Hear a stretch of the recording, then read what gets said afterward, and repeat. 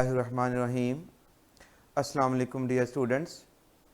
आज जिस मौजू पे हम बात करेंगे ये भी डायमेंशन से ही रिलेटेड है, लेकिन अब की बार हम वेक्टर स्पेस की नहीं बल्कि उसकी सब स्पेस की डायमेंशन के मुतालिक बात करेंगे।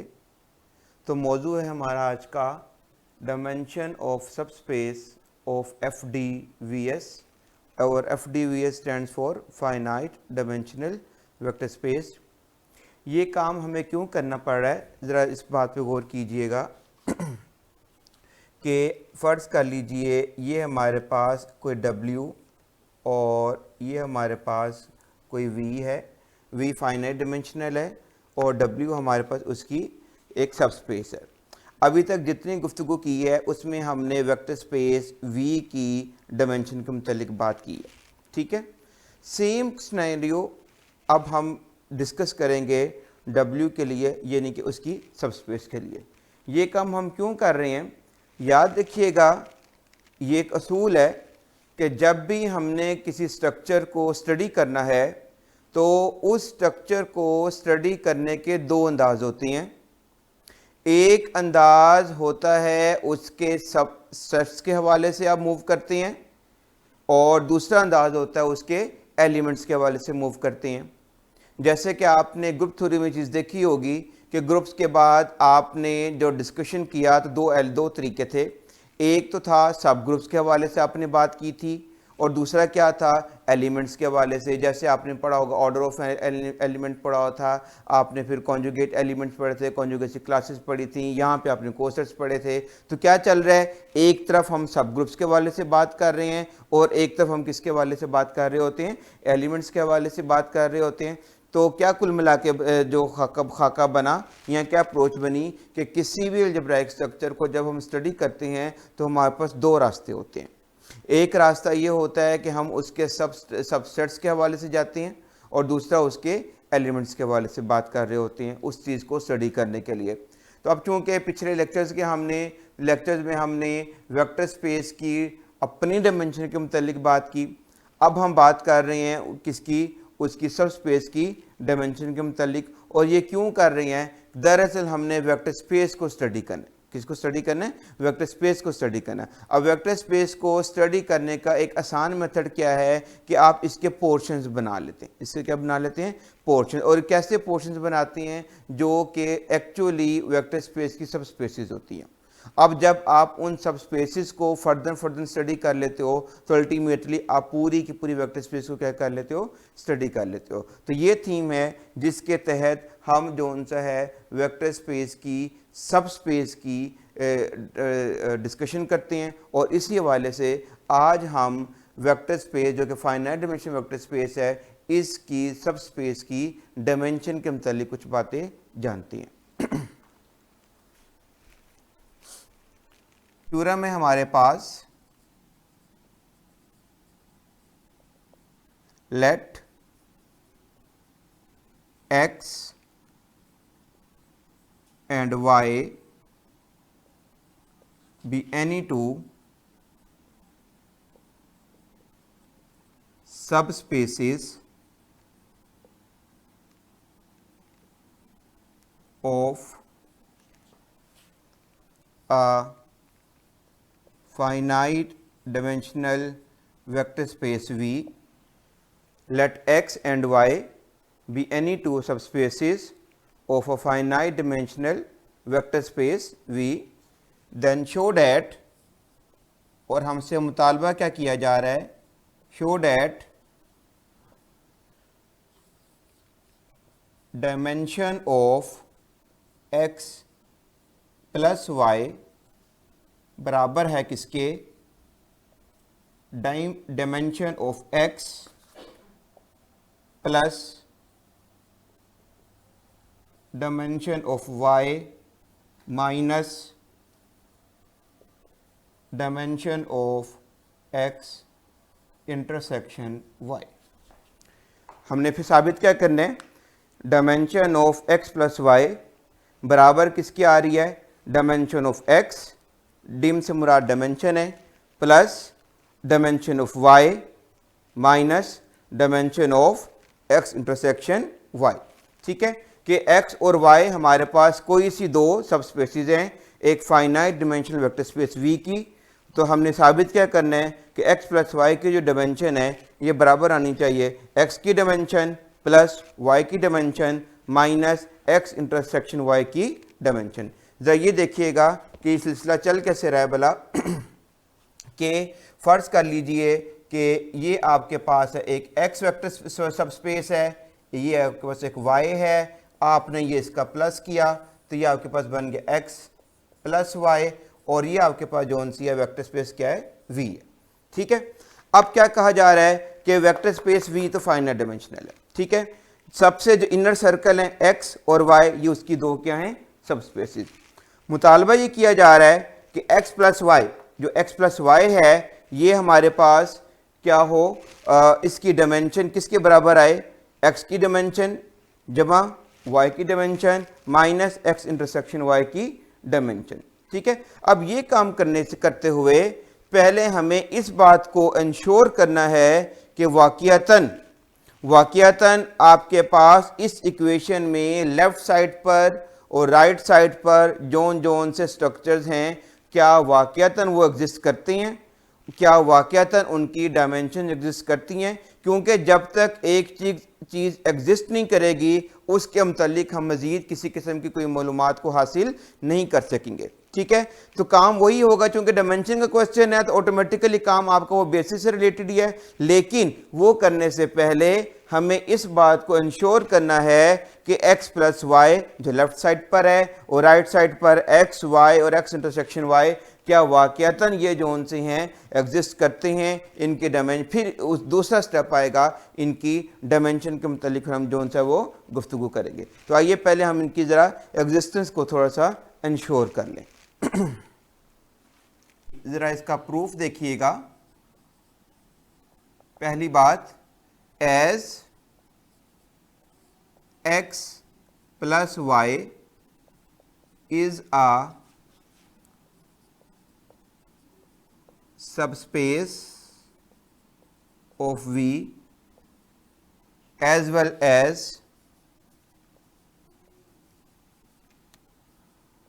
x intersection y is a subspace of V. So both x plus y and x intersection y are finite dimensional vector spaces because V is finite dimensional vector space, because V is finite dimensional vector space. देखिए हम क्या कह रहे हैं, as x plus y is a subspace of V। हम पढ़ चुके हैं कि अगर दो सबस्पेसिस का जो सम होता है वो भी क्या बनाता है, सबस्पेस बनाता है। इसी तरह से as well as x intersection y is a subspace of V। और हम ये भी जानते हैं intersection of two subspaces is also a subspace of V। इतनी बात कहने के बाद हमें यह कंफर्म हो गया कि x प्लस वाई और x इंटरसेक्शन y ये दोनों के दोनों एग्जिस्ट करते हैं, दोनों के दोनों क्या करते हैं, एग्जिस्ट करते हैं। ठीक है, अब अगली बात देखिएगा, चूंकि V फाइनाइट डिमेंशनल है, V क्या है, फाइनाइट डिमेंशनल है, तो ऑटोमेटिकली इसकी जो सबस्पेसिस होंगी वो भी क्या होंगी, फाइनाइट डिमेंशनल होंगी। ऐसा नहीं हो सकता जैसे फर्ज कर लें एक ग्रुप है वो फाइनाइट हो, ग्रुप क्या है, फाइनाइट हो, तो हम कह दें कि जनाब उसका जो सब ग्रुप है वो इनफाइनाइट है। ऐसा पॉसिबल नहीं है, क्योंकि सब ग्रुप हो या सब स्पेस हो ये हमेशा छोटा स्ट्रक्चर होता है अपने सुपरसेट का। ठीक है, तो लिहाजा अगर x प्लस वाई और x इंटरसेक्शन y ये दोनों के दोनों हमारे पास क्या हैं, V के सबस्पेस हैं, और चूंकि V हमारे पास क्या है, फाइनाइट डिमेंशनल है, तो अल्टीमेटली x प्लस वाई भी फाइनाइट डिमेंशनल होगा और x इंटरसेक्शन y भी क्या होगा, फाइनाइट डिमेंशनल होगा। ठीक है, अब अगली बात क्या आ गई है, अब हमने इसकी डायमेंशन निकालनी है। देखिएगा ये बात मैंने आपसे बारहा आगे भी की है कि जब भी हम डायमेंशन के मुतालिक बात करेंगे तो दरअसल इस बात को करने के दो अंदाज हैं या इस बात को करने के दो स्टेप्स हैं। पहले स्टेप में हम ये इंश्योर करते हैं क्या ये वाला स्ट्रक्चर फाइनाइट डिमेंशनल है या नहीं। अगर तो वो फाइनाइट डिमेंशनल है तो फिर अगली बात आती है कि उसकी डायमेंशन कितनी है, तो उसकी क्या है डायमेंशन कितनी है। तो इतनी बात करने का जो मकसद है वो क्या है, हमने इस बात को थ्रू आर्गुमेंट्स इंश्योर किया है कि x प्लस वाई और x इंटरसेक्शन y। बाकी दो की बात क्यों नहीं की इक्वेशन के मुताबिक, क्योंकि राइट साइड पर हमारे पास तीन टर्म्स थी, एक x की डायमेंशन थी, एक y की डायमेंशन थी और एक x इंटरसेक्शन y की डायमेंशन थी। x और y के मुतालिक स्टेटमेंट में दिया गया है कि ये सब स्पेसिस हैं। जिन दो के मुतालिक तज़किरा नहीं किया गया उनके मुतालिक हमने यहाँ पे बात कर ली कि जनाब x प्लस वाई और x इंटरसेक्शन y ये दोनों की दोनों जोन सी हैं v की सब स्पेसिस हैं, ये हम ऑलरेडी प्रूफ कर चुके हुए हैं, ठीक है। और चूंकि v फाइनाइट डिमेंशनल है तो अल्टीमेटली x प्लस वाई और x इंटरसेक्शन y ये भी क्या होगा हमारे पास फाइनाइट डिमेंशनल हो गया। तो कुल मिलाकर क्या बात बनी कि जिस इक्वेशन को हमने प्रूव करना है उसकी राइट और लेफ्ट पे चार तरह की टर्म शामिल हो रही हैं। कितनी टर्म शामिल हो रही हैं, चार तरह की। इधर देखिएगा कौन कौन सी टर्म शामिल हो रही है। एक हो रही है आपके पास x प्लस वाई, एक कौन सी हो रही है x, एक कौन सी हो रही है y और आखिरी कौन सी हो रही है x इंटरसेक्शन y। और ये अब चारों की चारों जो सी टर्म्स हैं, चारों की चारों जो सी टर्म्स हैं, चूंकि ये सब इनफरादी तौर पर v की सब स्पेसीज हैं और v चूंकि क्या है फाइनाइट डिमेंशनल है तो अल्टीमेटली ये चारों भी अपने अपनी तौर पे ऊपर क्या हो जाएंगी फाइनाइट डिमेंशनल हो जाएंगी, ठीक है। अब चूंकि x और y के मुतालिक तो दे दिया गया है, x और y के मुतालिक तो बता दिया गया है ये क्या है फाइनाइट डिमेंशनल है, इसका मतलब क्या हुआ इनकी बेसिस भी होंगी। क्योंकि जब भी हमें पता चल जाए किसी स्पेस के मुतालिक कि ये फाइनाइट डिमेंशनल है तो यहां से हमें दो बातें मिलती हैं। एक बात, एक ऐसा सेट मिलेगा जिसमें फाइनाइट नंबर ऑफ एलिमेंट्स होंगे जो कि उस स्पेस के लिए क्या बना रहे होंगे बेसिस बना रहे होंगे, उसके लिए क्या बना रहे होंगे बेसिस बना रहे होंगे, ठीक है। इस यहीं से हम आगे आप मूव करते हैं। यहां तक हमने इनकी एग्जिस्टेंस साबित कर दी है। अब आगे चलिए, लेट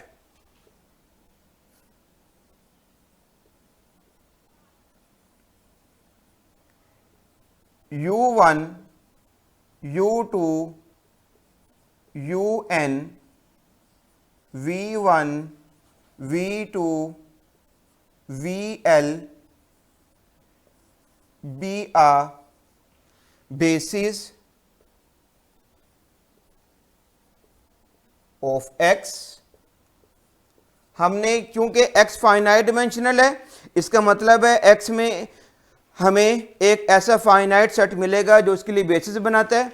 हमने कौन सा सेट लिया, कौन से वेक्टर शामिल हैं, use u1 u2 up to कहां तक आ रहा है un तक और v1 v2 अप टू कहां तक जा रहा है vl तक। अब ये एक सेट फाइनाइट है, ये एक सेट क्या है फाइनाइट है। यहां से हमें क्या पता चल रहा है कि इसमें कितने एलिमेंट आ रहे हैं l प्लस n, कितने एलिमेंट आ रहे हैं l प्लस n। तो यहां से मैं लिख सकता हूं this implies that dimension of x is equals to n plus l।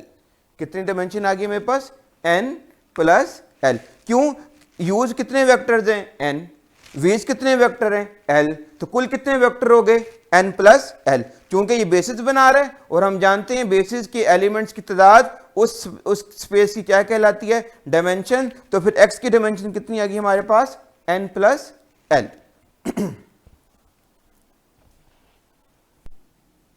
let w1 w2 wm v1 v2 vl be a basis of y। y के लिए जो हमने सेट चूज किया बेसिस का उसमें जो दो तरह के वेक्टर्स हैं वो कौन सी हैं, W's, W1, W2, Wm और V's, V1 से लेकर तो VL तक। तो इसका मतलब क्या हुआ, this implies that dimension of y ये हमारे पास किसके बराबर आ गई, L plus M, L plus M। अब देखिएगा x के बेसिस में जो वेक्टर्स आ रहे हैं वो u's और v's आ रहे हैं, y के बेसिस में जो वेक्टर्स आ रहे हैं वो कौन से आ रहे हैं, w's और v's आ रहे हैं। तो इनमें कॉमन कौन से आ रहे हैं, v's, कॉमन कौन से आ रहे हैं, v's। तो इसका मतलब हुआ जो v's वेक्टर हैं वो किसकी बेसिस बना देंगे, x इंटरसेक्शन y की, किसकी बना देंगे, यही बात मैं नीचे लिख रहा हूं। And vectors v1, v2, vl be a basis of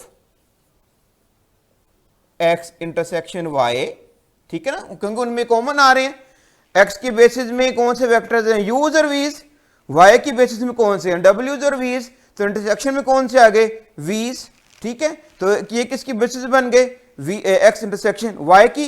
तो इसका मतलब क्या हुआ, this implies that dimension of x intersection y ये हमारे पास किसके बराबर आ गया, l के। ये किसके बराबर आ गया, हमारे पास l के बराबर आ गया, ठीक होगी बात। अच्छा अब हमें करना क्या है, अब हमने अपनी इक्वेशन की तरफ गौर करना है। हमें रिक्वायर्ड किसकी डायमेंशन है, x प्लस वाई की। हमें किसकी रिक्वायर्ड डायमेंशन है, x प्लस वाई, इसकी हमें डायमेंशन क्या है, रिक्वायर्ड है, ठीक होगी बात। अब राइट साइड के ऊपर x की डायमेंशन हमने मालूम कर ली, y की डायमेंशन हमें मालूम कर ली, और x इंटरसेक्शन y की डायमेंशन हमने क्या कर ली है, मालूम कर ली है, लिख ली है। लेकिन अब x प्लस वाई की डायमेंशन निकालने के लिए हम पहले क्या बात साबित करने लगे हैं कि यहां पर हमें एक ऐसा सेट मिलेगा जो इसके लिए क्या बनाएगा, बेसिस बनाएगा। क्या बनाएगा, बेसिस बनाएगा। यानी कि अगर हम ये साबित करेंगे, नाउ वी शो दैट, ये टारगेट हम लिख रहे हैं, we show that the set S बराबर है, देखिएगा इसमें मैं तीन तरह के वेक्टर्स लिखने लगा हूं, u1, u2, un, w1, w2, wm, और बाकी सही मैं नीचे लिख रहा हूं v1, v2, vl। कितने तरह के वेक्टर्स लिखे हैं, तीन तरह के, u's u1 से लेकर तो un तक, w's w1 से लेकर wm तक, और v's v1 से लेकर तो vl तक। ये सेट S क्या करेगा, forms a basis of x plus y। ये क्या करेगा, हम साबित करेंगे कि बेसिस बनाता है किसके लिए, x प्लस वाई के लिए। अगर ये x प्लस वाई के लिए बेसिस बना दे, x प्लस वाई के लिए क्या बना दे, ये तो हमें पता है कि फाइनाइट डिमेंशनल है, पर हमें अब ये देखिएगा यहां से इस बात को कंफ्यूज नहीं कर लेना कि हम x प्लस वाई को फाइनाइट डिमेंशनल साबित करने जा रहे हैं, बिल्कुल भी नहीं कर रहे। हम यहां से ये बात साबित करने जा रहे हैं कि उसकी डायमेंशन कितनी आनी चाहिए, उसकी डायमेंशन कितनी आनी चाहिए। तो हमने जो सेट लिया यूज, डब्ल्यूज और वीज के ऊपर मुश्तमिल, ठीक है। यूज कहां है, कितनी है, n, डब्ल्यूज कितनी है, m, वीज कितनी है, l, ठीक है। अगर ये सेट बेसिस बना देगा तो इसका मतलब है इसकी डायमेंशन इन तीनों वेक्टर्स के एडिशन के बराबर आ जाएगी, ठीक है। आइए देखते हैं। नंबर 1 पर हम साबित करेंगे कि S हमारे पास क्या होना चाहिए, लीनियरली इंडिपेंडेंट, ठीक है जी। मेथड वही है, लीनियर कॉम्बिनेशन बनाएंगे। Consider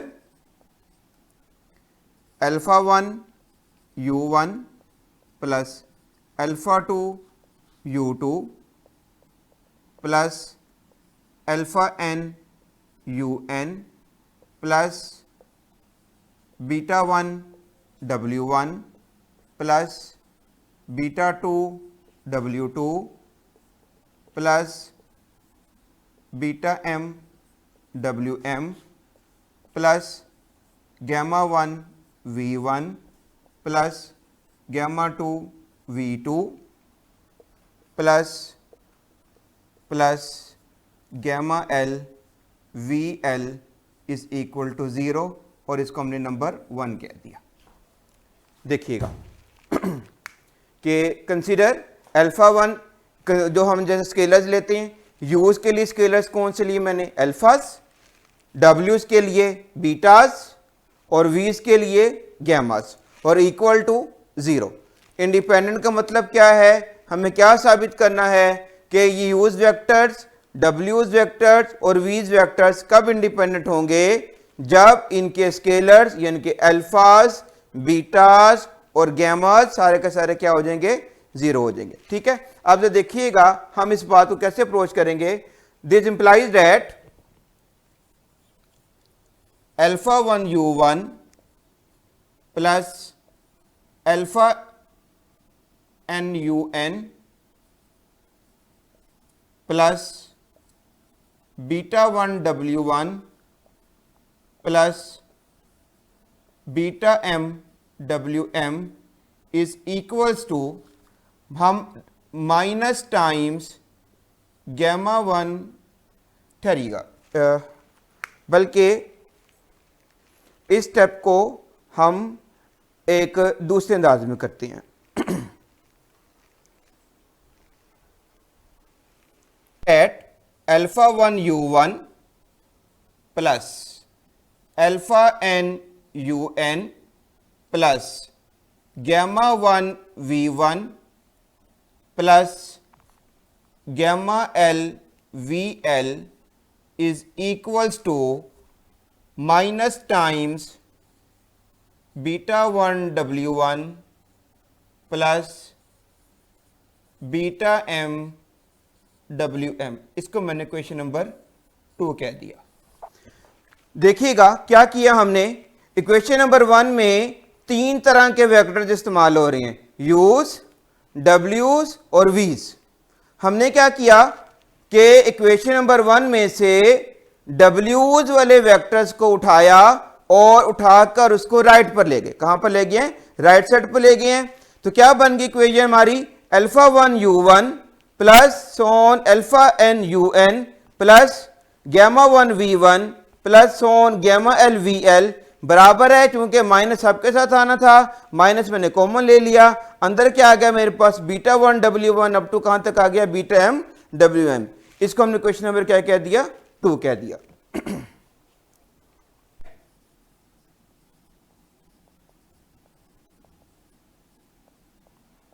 right hand side of equation number 2 belongs to x। देखिएगा मैंने क्या बात लिखी है कि इक्वेशन नंबर 2 की राइट हैंड साइड किसको बिलोंग करती है, x को। क्यों x को बिलोंग करती है, जरा लेफ्ट साइड पे गौर कीजिएगा इक्वेशन नंबर 2 की, तो वहां पर वेक्टर्स है हमारे पास यूज और वीज। कौन से वेक्टर्स हैं, यूज और वीज। ये बड़ी इंपॉर्टेंट बात है कि right hand side of equation number 2 belongs to x। क्यों x को बिलोंग करती है, गौर करें आप इक्वेशन नंबर 2 में, तो लेफ्ट हैंड साइड पे कौन से वेक्टर्स इस्तेमाल हो रहे हैं, यूज और वीज, जो दरअसल किसकी बेसिस हैं, x की बेसिस हैं, जो किसकी बेसिस हैं, x की बेसिस हैं। ठीक है, इसका मतलब क्या हुआ कि राइट साइड जोन सी है किसको बिलोंग कर गई है हमारे पास, इक्वेशन नंबर 2 की, x को। बट लेकिन ये बात भी हम जानते हैं, बट हम क्या जानते हैं कि माइनस ये जो हमारे पास एलिमेंट है beta 1 W1 plus beta 2 W2 plus so on beta m WM belongs to y। लेकिन एक्चुअली तो ये एलिमेंट किसको बिलोंग करता है, y को। किसको बिलोंग करता है, y को। इसका मतलब क्या हुआ, अगर ये मैंने जो एलिमेंट लिखा है बेसिकली क्या है, इक्वेशन नंबर 2 की राइट साइड है, इक्वेशन नंबर 2 की क्या है, राइट साइड है। अब इन दोनों आर्गुमेंट्स को आप मिलाएं तो क्या समझ आ रहा है कि ये जो एलिमेंट है, ये एलिमेंट जो सा है x को भी बिलोंग कर रहा है और y को भी बिलोंग कर रहा है। तो इसका मतलब क्या हुआ, ये किसको बिलोंग कर जाएगा, उनके इंटरसेक्शन को बिलोंग कर जाएगा। यही बात मैं नीचे लिख रहा हूं, this means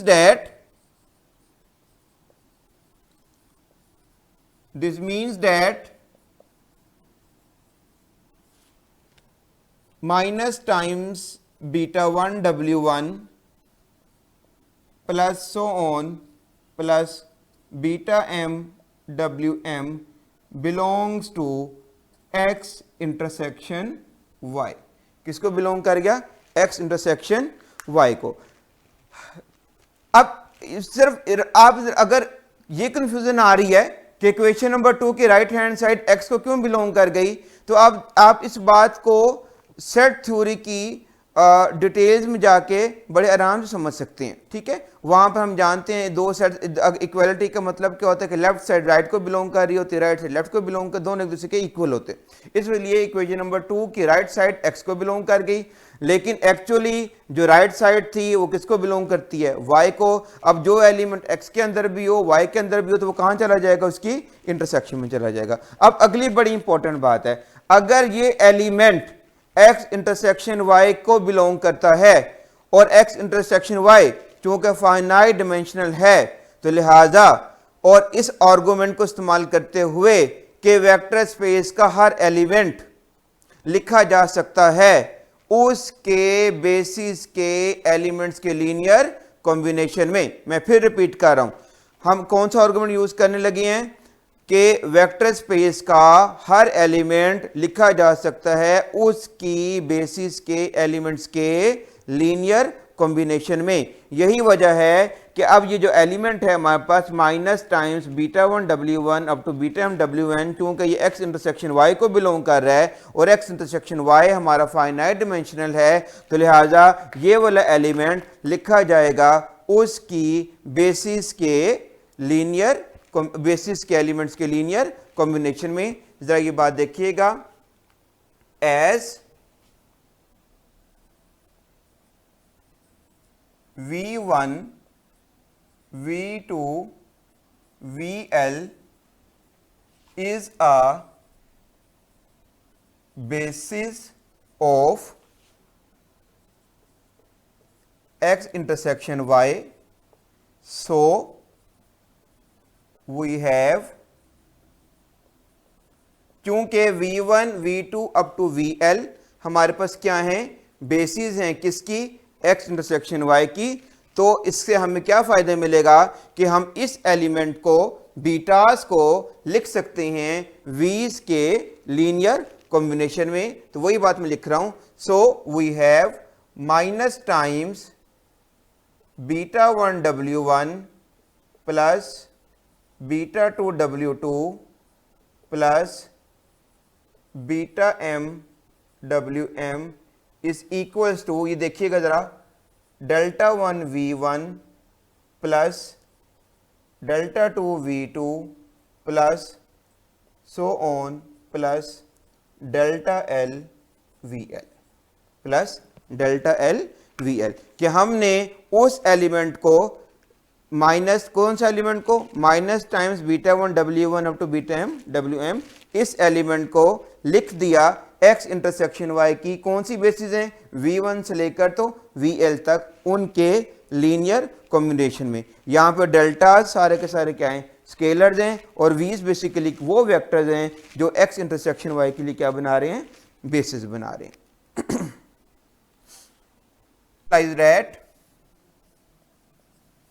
beta 1 w1 plus beta 2 w2 plus so on plus beta m wm plus delta 1 v1 plus delta 2 v2 plus delta l vl is equal to 0।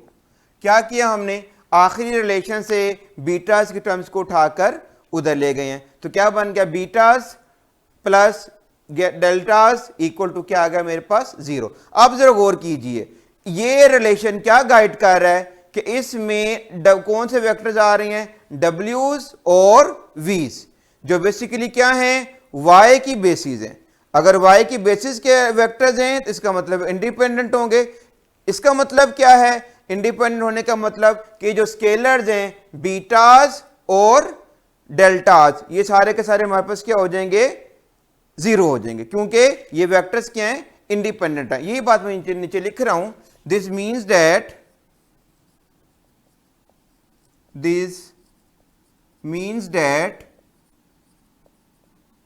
all betas and deltas are equal to 0. This means that all betas and betas and deltas are equal to 0 because being coefficients of linearly independent vectors, being coefficients of linearly independent vectors कौन से, ये बोले W1 W2 Wm V1 V2 VL, as these vectors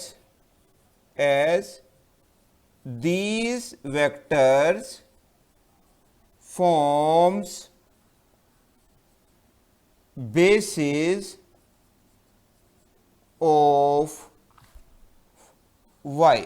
देखिएगा जरा, हम क्या कह रहे हैं, this means that all betas and deltas are equal to क्या होंगे, 0। क्यों 0 होंगे, being coefficients of linearly independent vectors, independent vectors के कोएफिशिएंट्स होने के नाते किन इंडिपेंडेंट वेक्टर्स की बात की जा रही है, जो नीचे सेट में लिखे जा रहे हैं, डब्ल्यूज और वीज। क्यों, एज दीज वेक्टर्स, ये वेक्टर क्या कर रहे हैं, forms a basis of Y, तो ये वाई के लिए क्या बना रहे हैं, बेसिस बना रहे हैं। ठीक होगी बात। इसका मतलब हुआ कि हमारे पास स्केलर बीटास और डेल्टा सारे के सारे क्या हो गए, 0 हो गए। हमें यहां से बीटास के 0 होने से क्या फायदा हुआ कि हमारी जो इक्वेशन नंबर 1 है, इक्वेशन नंबर 1 हमारे पास थी जिसमें 3 वेक्टर्स शामिल थे, अल्फाज, बीटास और गैमास के साथ, सॉरी 3 तरह के वेक्टर्स जो शामिल थे वो कौन से थे, यूज, डब्ल्यूज और वीज। स्केलर्स कौन से शामिल थे, अल्फाज, बीटास और गैमास। उसमें क्या समझ आई बात कि बीटास तो सारे के सारे 0 हो गए। इसका मतलब क्या हुआ, बाकी हमारे पास जो रिमेनिंग वेक्टर्स रह गए वो कौन से रह जाएंगे, यूज और वीज, और स्केलर्स कौन से रह जाएंगे, अल्फाज और गैमास। यही बात मैं यहां पे लिखने लगा हूं। So equation number 1 implies that betas के 0 होने की वजह से, बीटास के 0 होने की वजह से इक्वेशन नंबर 1 रिड्यूस होकर क्या बन जाएगी, alpha 1 u1 plus alpha 2 u2 plus alpha n un plus gamma 1 v1 plus gamma 2 v2 plus gamma l vl is equals to 0। ठीक है, इक्वेशन नंबर 1 रिड्यूस होकर हमारे पास क्या रह जाएगी, क्योंकि इक्वेशन नंबर 1 में से इन आर्गुमेंट्स की वजह से बीटा सारे के सारे क्या हो गए, हमारे पास 0 हो गए हैं। तो लिहाजा इक्वेशन नंबर 1 में क्योंकि 3 तरह के स्केलर्स आ रहे थे, अल्फाज, बीटास और गैमास, तो बीटास सारे के सारे क्या हो गए, 0। तो फिर इक्वेशन नंबर 1 में क्या बाकी रह जाएगा, अल्फाज रह जाएंगे और क्या रह जाएंगे, हमारे पास गैमास रह जाएंगे। अब फिर गौर कीजिएगा, आखिरी रिलेशन में हमारे पास वेक्टर्स कौन से आ रहे हैं, यूज और वीज, जो दरअसल क्या हैं, बेसिस हैं। किसकी बेसिस हैं, एक्स की बेसिस हैं। किसकी बेसिस हैं, एक्स की बेसिस हैं। अगर एक्स की बेसिस हैं तो इंडिपेंडेंट होंगे, ये वेक्टर सारे के सारे क्या होंगे, इंडिपेंडेंट होंगे। और अगर इंडिपेंडेंट हैं तो इसका मतलब क्या हुआ कि हमारे अल्फाज और गैमाज सारे के सारे क्या हो जाएंगे, जीरो हो जाएंगे। सारे के सारे हमारे पास क्या हो जाएंगे, जीरो हो जाएंगे। ठीक है, क्यों जीरो हो जाएंगे, क्योंकि यूज और वीज हमारे पास क्या हैं, इंडिपेंडेंट वेक्टर्स हैं, क्योंकि ये क्या बना रहे हैं, बेसिस बना रहे हैं। यही बात मैं नीचे लिखने लगा हूं कि this means that from the, you चलो मैं पूरी बात लिखता हूं, from the above relation we note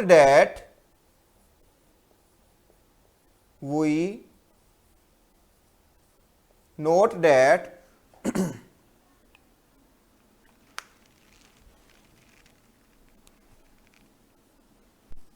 alphas and gammas are equal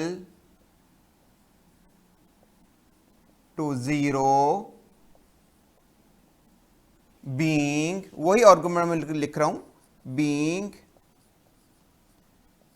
coefficients of linearly independent vectors।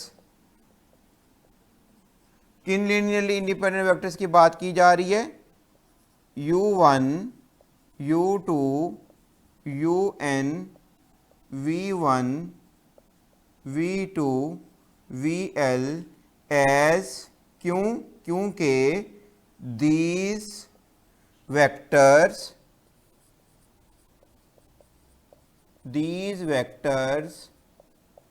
form a basis of x। वही आर्गुमेंट है जो हमने आगे y के लिए लिखा, अब x के लिए लिखा। Note that all alphas and gammas are equal to 0 being coefficients of independent vectors. कौन से वेक्टर्स, जो सेट में लिखे हुए हैं, यूज और वीज, बिकॉज या as these vectors form a basis of x. तो इसका मतलब क्या हुआ, हमने क्या बात साबित कर दी कि जो इक्वेशन नंबर 1 में स्केलर इस्तेमाल हो रहे थे, अल्फाज, बीटाज और गैमाज, वो सारे के सारे क्या हो गए हैं, जीरोज हो गए हैं। तो लिहाजा ये सारे के सारे वेक्टर्स क्या हो जाएंगे, यूज, वीज और डब्ल्यू जो वेक्टर्स हैं सारे के सारे क्या हो जाएंगे, इंडिपेंडेंट हो जाएंगे। और हेंस एस हमारे पास क्या हो जाएगा, लीनियरली इंडिपेंडेंट हो जाएगा। यही बात मैं यहां पे लिख रहा हूं, दस द वेक्टर्स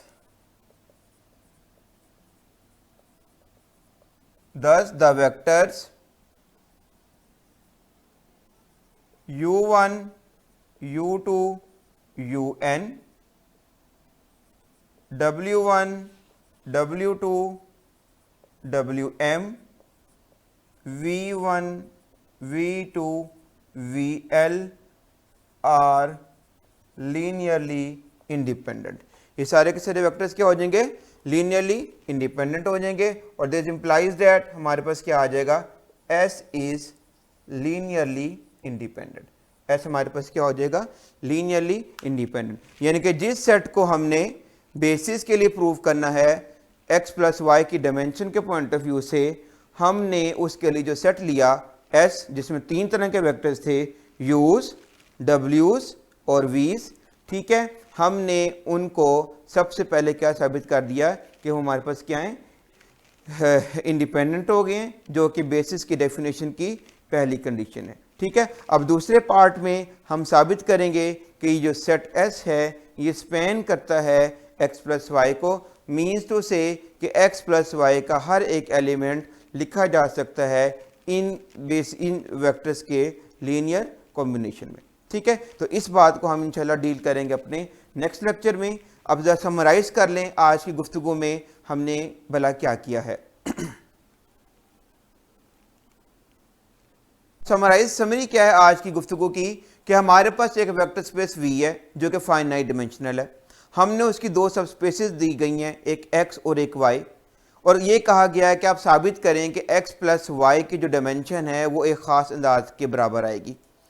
मेथड क्या किया हमने, पहले सबसे पहले इस बात को इंश्योर किया कि वाक़यातन जो हमने साबित करना है वो वाक़यातन सब स्पेसेस एग्जिस्ट करती हैं, फाइनाइट डिमेंशनल हैं। इन दोनों बातों को सबसे पहले हमने इंश्योर किया। पहले हमने क्या कहा कि x प्लस वाई और x इंटरसेक्शन y, ये चूँकि दोनों की दोनों सब स्पेसिस हैं और चूँकि v खुद फाइनाइट डिमेंशनल है तो अल्टीमेटली x प्लस वाई और x इंटरसेक्शन y ये भी हमारे पास क्या हो जाएंगी, फाइनाइट डिमेंशनल हो जाएंगी। फिर हमने नेक्स्ट स्टेप में क्या किया कि x, y और x इंटरसेक्शन y चूँकि ये फाइनाइट डिमेंशनल हैं, इनकी फर्दर बेसिस के सेट्स को हमने चूज़ किया। x के लिए हमने जो वेक्टर चूज़ किए उसमें u's और v's शामिल किए, यानी कि x की डायमेंशन हमने क्या बनाई, l प्लस n। y के लिए हमने जो वेक्टर चूज़ किए वो क्या थे, w's और v's, यानी कि y की डायमेंशन हमारे पास क्या बनी, l प्लस m। फिर इनमें जो कॉमन वेक्टर्स कौन से आ रहे हैं, v's आ रही हैं, तो लिहाजा x इंटरसेक्शन y की डायमेंशन हमारे पास क्या बन गई, l। फिर हमने क्या किया, एक सेट लिया है जिसको हमने S का नाम दिया है, जिसमें तीनों तरह के वेक्टर्स को इंक्लूड किया, U's, W's और V's। अब हमने इस सेट को साबित करना है कि ये बेसिस बना दें किसके लिए, x प्लस वाई के लिए, तो हमारा काम आसान हो जाएगा। अब बेसिस बनाने के लिए फर्स्ट कंडीशन क्या है कि हमने दिए गए वेक्टर्स का जो सेट है उसको इंडिपेंडेंट साबित करना है। प्रोसीजर क्या है कि दिए गए वेक्टर्स को हमने लीनियर कॉम्बिनेशन में लिखा, इक्वल टू 0 किया, उसके बाद हमने ख़ास प्रोसीजर को अडॉप्ट किया जिसकी तफसील आपने सारी देखी, और अल्टीमेटली हमने क्या साबित कर दिया कि ये यूज़, डब्ल्यूज़ और वीज़ हमारे सारे के सारे क्या हो गए हैं, इंडिपेंडेंट हो गए हैं, और नतीजतन एस हमारे पास क्या हो गया, लीनियरली इंडिपेंडेंट हो गया। ठीक है, अब नेक्स्ट स्टेप में हम क्या साबित करेंगे कि ये जो सेट एस है ये क्या करता है, स्पैन करता है किसको, एक्स प्लस वाई को।